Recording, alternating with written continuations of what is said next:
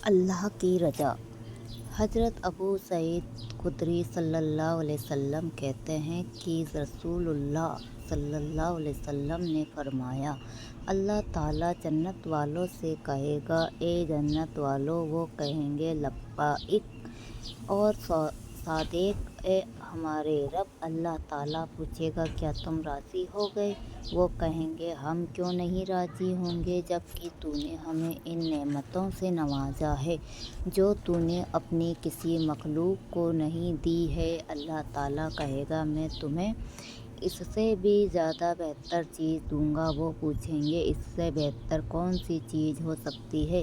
اللہ تعالیٰ فرمائے گا، تمہارے اوپر اپنی رضامندی نازل کروں گا اور تم سے کبھی نہیں ناراض ہوں گا۔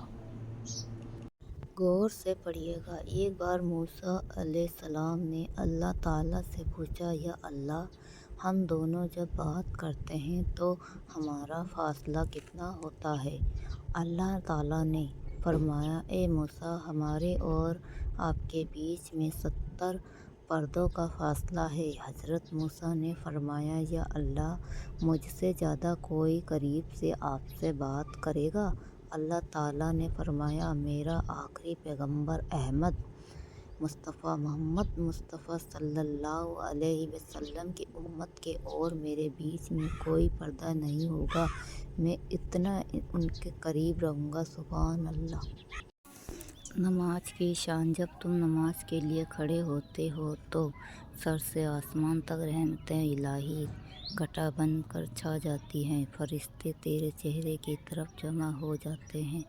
ایک فرشتہ پکارتا ہے کہ اے نمازی، اگر تو دیکھ لے کہ تیرے سامنے کون ہے اور تو کس سے بات کر رہا ہے تو اللہ کی قسم تو قیامت تک سلام نہ پھیرے۔ اللہ پاک ہمیں 5 وقت کی نماز باجماعت پڑھنے کی توفیق دے۔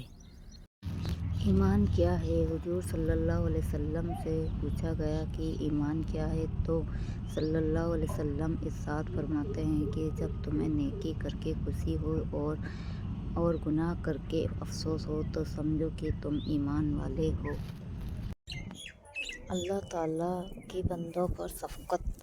حضرت ابو ہریرہ رضی اللہ عنہ روایت کرتے ہیں کہ رسول اللہ صلی اللہ علیہ وسلم نے فرمایا، اللہ تعالیٰ فرماتا ہے کہ میں اپنے بندے کے گمان کے ساتھ ہوں، اور جب وہ مجھے اپنے دل میں یاد کرتا ہے تو میں بھی اسے اپنے دل میں یاد کرتا ہوں، اور جب وہ مجھے مجلس میں یاد کرتا ہے تو میں اسے اس سے بہتر فرشتوں کی مجلس میں یاد کرتا ہوں، اور اگر وہ مجھ سے ایک بالشت قریب آتا ہے تو میں اس سے 1 ہاتھ قریب ہو جاتا ہوں، اور اگر وہ مجھ سے 1 ہاتھ قریب آتا ہے تو میں اس سے 2 ہاتھ قریب ہو جاتا ہوں، اور اگر وہ میری طرف چل کر آتا ہے تو میں اس کے پاس دوڑ کر آ جاتا ہوں۔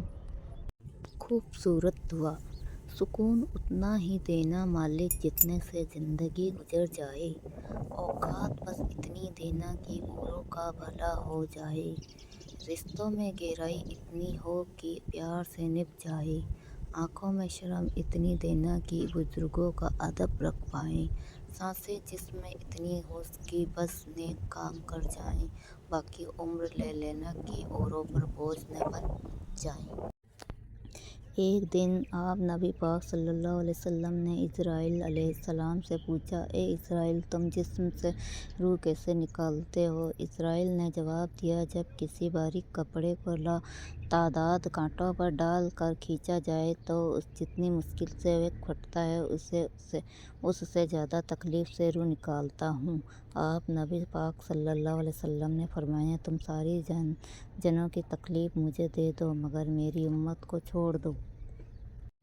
رسول اللہ صلی اللہ علیہ وسلم نے فرمایا کہ بارش کے پانی میں اللہ نے شفا رکھی ہے۔ اگر کوئی بارش کے پانی کو کسی برتن میں جمع کرے اور اس پہ سورہ رحمان پڑھے اور کسی ایسے مریض کو پلائے جس کو لا علاج بیماری ہو تو اللہ اس کو شفا دے گا۔